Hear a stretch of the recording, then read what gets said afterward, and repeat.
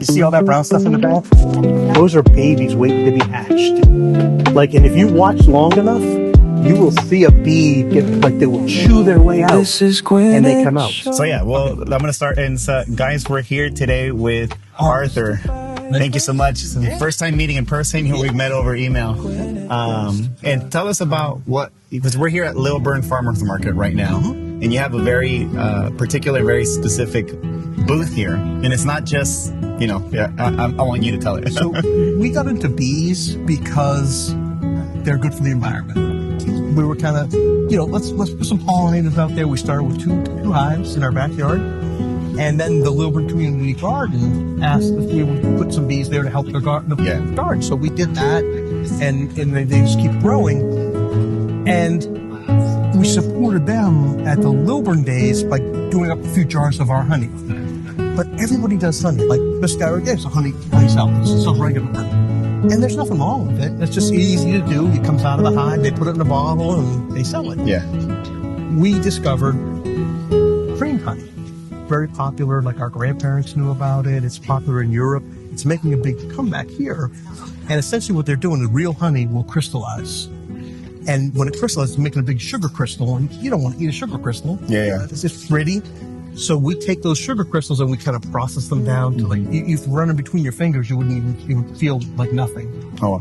And then you add it back like these guys we did, just put it in and you're mixing it.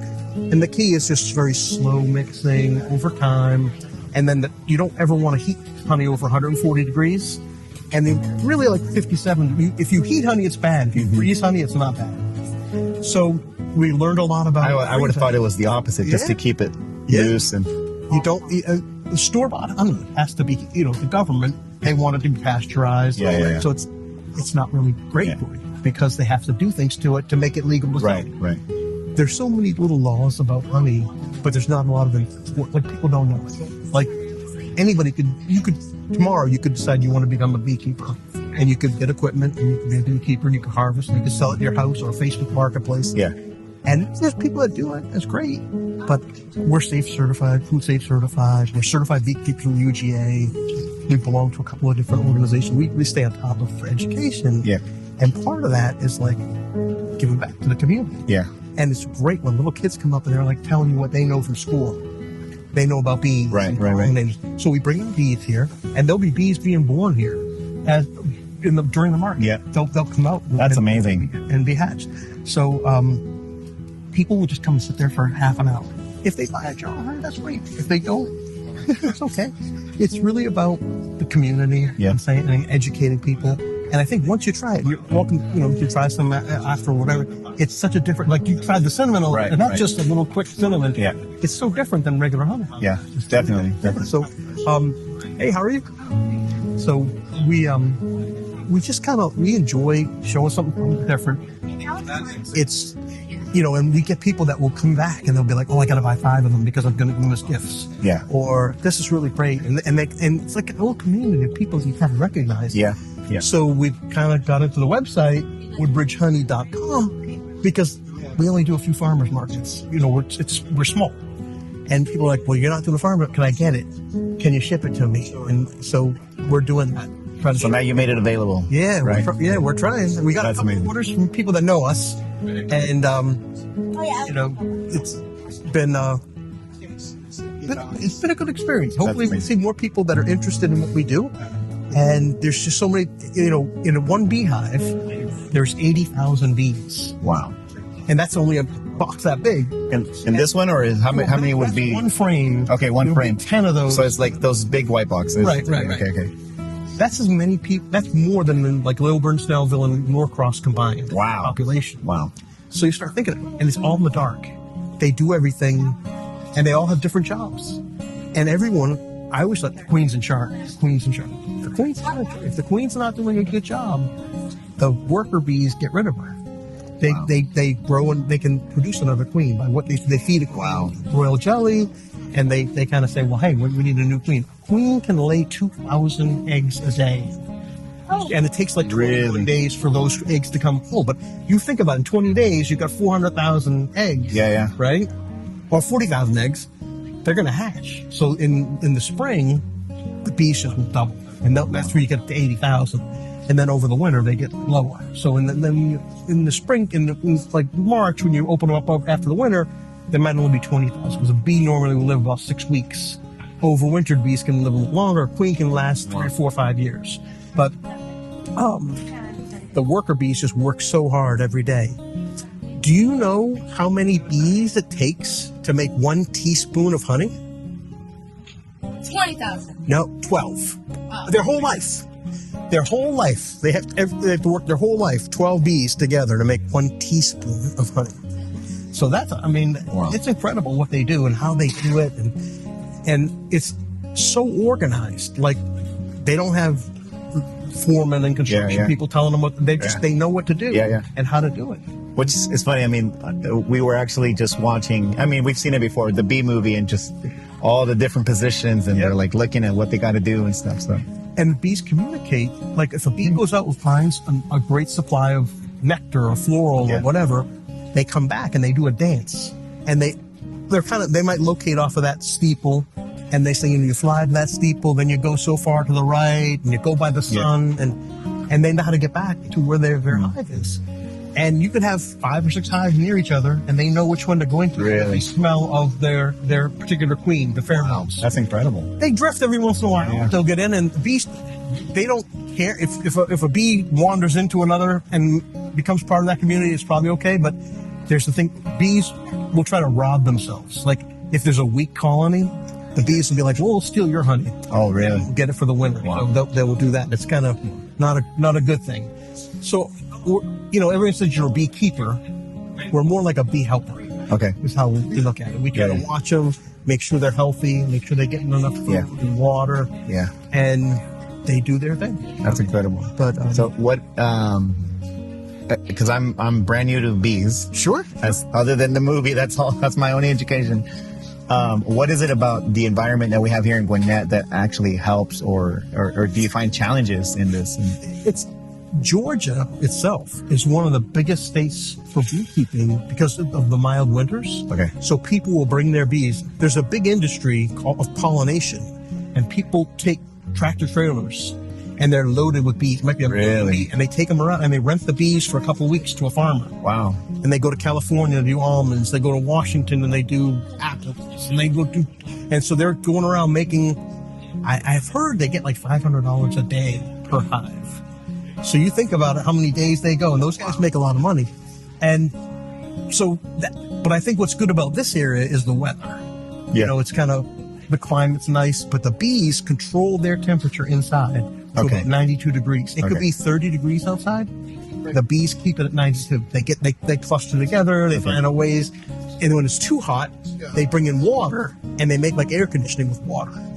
So, I think if you could have bees anywhere. People do bees in snow conditions and whatever. It just defines your season. So I think the season in Georgia might be a little more favorable for a beekeeper.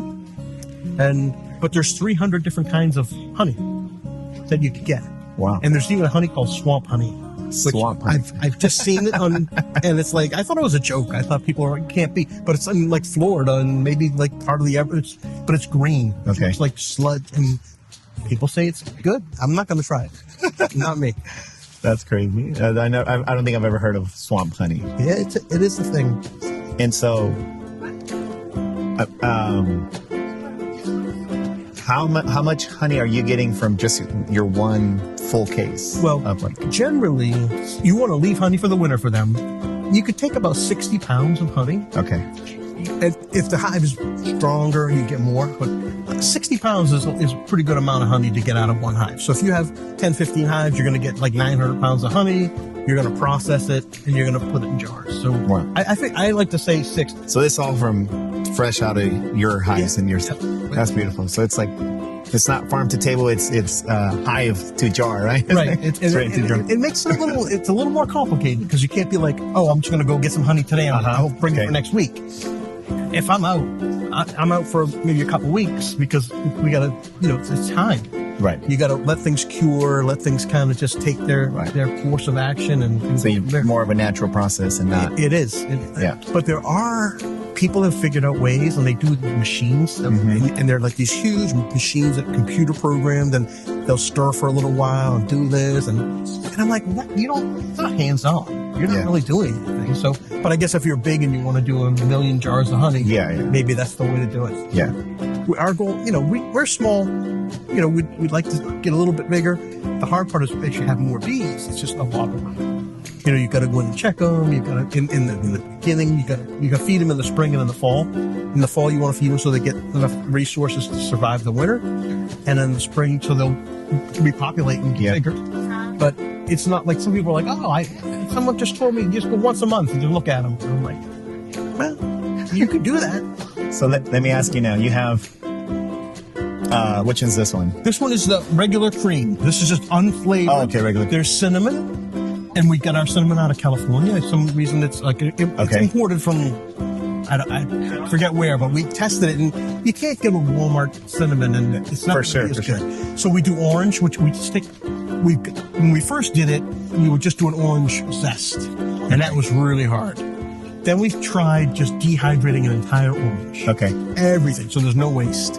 And then you pulverize it and grind it up. Then you're putting that into the honey and letting that go for a while, and then you got to get all that junk out. Yeah. And you got the flavor. Okay. Then we cream it. Okay. Then we do a lemon, and then we did a coffee.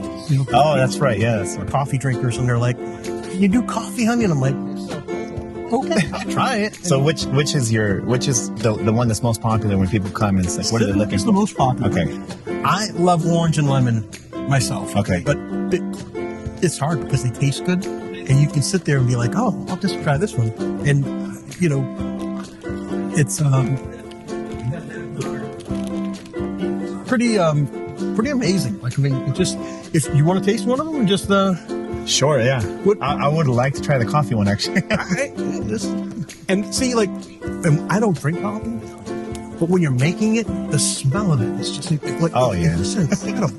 And it's like, wow, this is good. You can just smell it if you want, just to get it. Oh yeah. It's just, I guess. and see, the cream honey, because it's not pasteurized, you just gotta stir it up every once in a while, do whatever, and nice.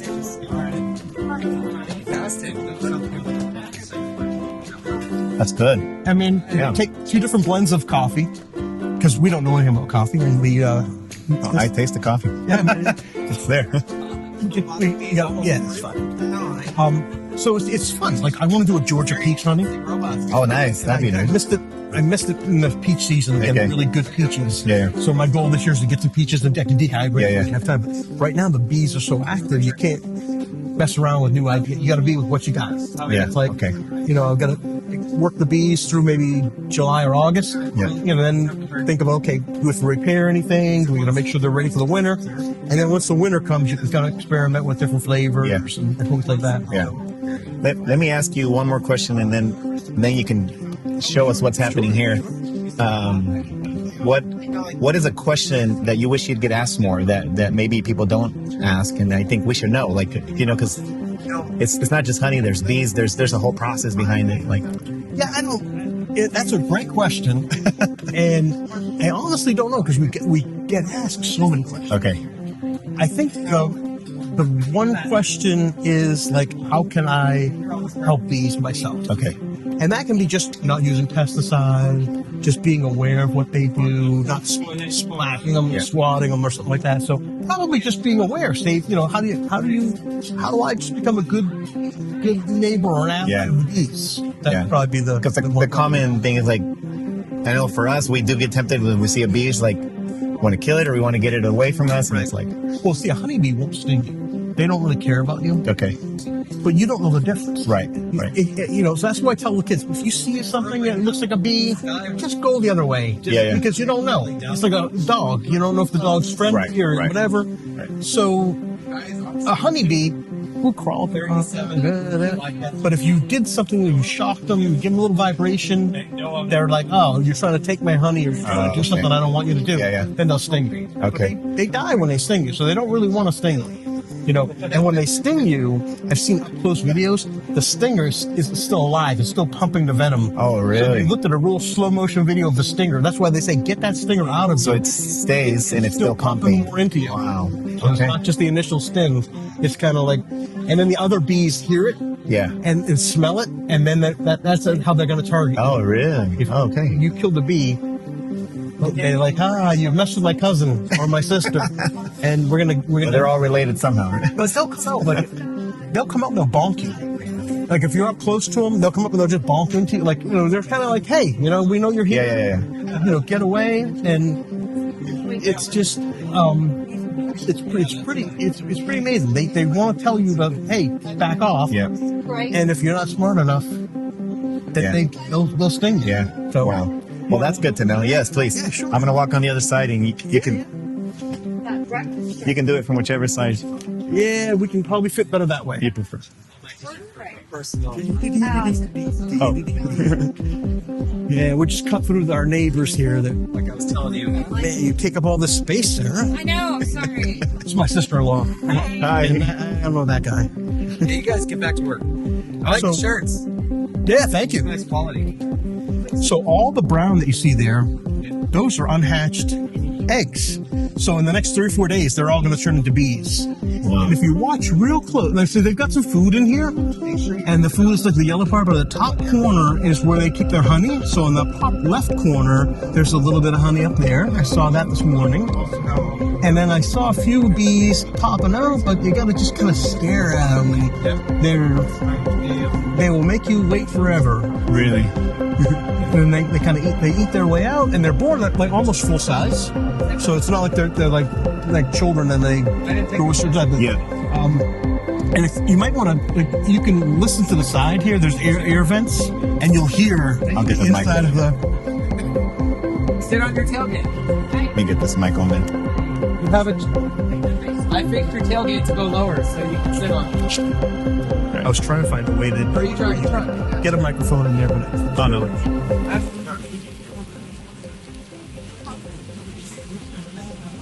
and this is only 1/10 of a normal. Oh, we can take that. You done? All right. I'll put it over here because I got a trash can back there. Anyway. Is anybody find anybody coming out? I do. Yes. Well, hopefully you got some good stuff. We'll find out when. And when you open up a whole beehive, Oh, I'm sure we got it. 10 times That is so cool. and they'll all be at the top, kind of moving around, doing it, and they don't care. Like I got these guys this morning. Some of them came out and they were like, "What are you doing?" But I didn't get stung. Yeah. But I always wear Put your ear a right veil. there and hear the buzzing. Put your ear up there, and you'll hear the inside. Well, right. And some people, That is so people are doing like apiotherapy, where they're getting stung by bees. Oh, really? Because they're like, oh, you take all the pollen, you get all the stuff that they're doing into your body. It's. I don't prescribe to it Is or that like that, but so that the pollen affects them less, so they're just guess. I get. I mean, like, get it, people are like, I need to get acclimated to I it. get stung by bees. I'm like, well, I get stung by bees every once in a while too. I haven't got stung in a while, but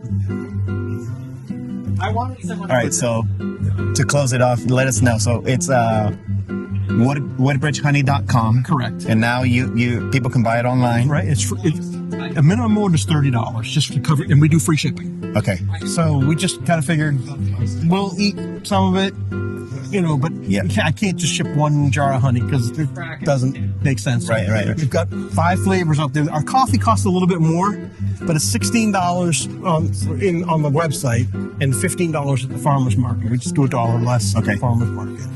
But And then you're here at Lilburn Farmers Market. we're going to be here the first 9 weeks of the season. Okay. We just don't know the end of, Yep. things that come up. So we're usually here, we try to be here. This is week 2 right now. Yeah, this is week 2. Yeah. And we do an event called Lilburn Days in Okay. October. And we're trying to do a couple other little, we're trying to do a couple other little festivals and things like that. But it's just hard. You got to be there for, 8 hours Yeah. or something like that. So that hopefully the online stuff where you can get out there and people know they can get it. They're all like, how do I get it? It's like returning people that come and they're planning stocking up on the honey. Awesome. pretty cool. Well, Arthur, thank you so much for making time. I really appreciate it. I'm so glad. This is incredible. Yeah. And the gift, I really appreciate it. Yeah, I mean, I think just put it in the refrigerator a little bit. It's quick. I mean, we would never do it that fast, but Yeah. I was like, I think I can do it. Oh, I think thank I you. can do it. We really appreciate it. So, yeah, we're all about kids and people learning. Can people find you on social media as well, or is that not there yet? I believe I have. It's just not. I mean, like I have a Facebook page. Okay. I have a Instagram. Okay. I don't know what I'm doing. Okay, no worries. You know, No like, worries. I'm trying to get there, because that's important. People. All right, I'll look for it, and then I'll make sure that when my wife tries this, I get a video of it. That'd be And great. We post it up. That'd be great. Yes. Regular plain honey, right? So we're gonna just go boo, boo, boo, put a little bit more in there, and you can go. We made this for you. Moms like homemade. They make stuff that people make. So this is like a cheating a little bit, because our process is really hard, but it's gonna work. All right. So now we're going to. Now, hold that, because I might need it to. I might need that. Because I can sew that. All right. Yeah. So we're gonna put this here like this. I just have this idea of like people would like to see how it's made. So there's no queen in there because she doesn't really like the light. But yeah, just cut like a little piece of it off. Yeah. So you want to know something really interesting though?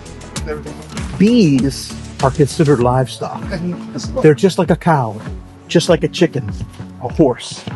So it's like, there's laws about how you treat bees and how you have to take care of them and all that. They're really important. So I'm going to move some stuff out of the way. We'll figure this out one way or the other. I'm going to move this over here. My genius idea. I should have tested it first. Right? Cover that. Are you cutting? All right. So this is Henry and Jack. Jack likes to build everything. Henry is the one that will normally be at the market talking to people. And so you're going to push this button. Go ahead. And it's going to spin around. Here we go. Yeah. You see how it's spinning? A little bit of a thing. Now watch the color of the honey. It's going to change total color, and it's going to get darker like the cinnamon was. So we're just going to leave this in here. Do you want to hold it while you're doing it, or me to hold it? Doesn't matter. You can hold it. He's like, you be the brave one. Now normally, when we're spinning our honey, we're gonna do it over a couple weeks, and yeah, you're doing fine. You're just moving it around, and it might have to keep pressing the power. It might be. Okay. Yeah, so it's just what it does. Cream honey, you make the sugar really small, really tiny. So now we're putting that tiny sugar back into regular honey, and that kind of makes all the other honey sugar kind of get smaller. So, are we going fast enough, or? There's probably a different. Oh, you got. I think it's when you lift it. It's so thick. It's probably a different preset on the button. Yeah, made on the side. So this is just a little do it yourself, and we would be forever not selling honey if we did it this way, but we kind of learned it, and Henry was the one that kind of discovered some of the ways to do it. So we would think about it and say, like, what's the best way? What's the most efficient way to do it? And this is not the efficient way to do it, but it's fun. It's kind of like you can go back to your mom and say, hey, what you're going to do when you go home, put this in the refrigerator like overnight, and it will get a little harder. And then if it gets hard, you can just mash it up with a fork or a knife or a spoon and kind of make it loose. It will last forever. It won't go bad. And it's not all like loose. So if you drop a honey jar, but turn it over, the honey's going to spill all over. You got to clean it. This probably won't really go anyplace because it's thicker. It goes much slower. But somehow it tastes so much different than honey. It tastes like I don't know why, but it's pretty cool.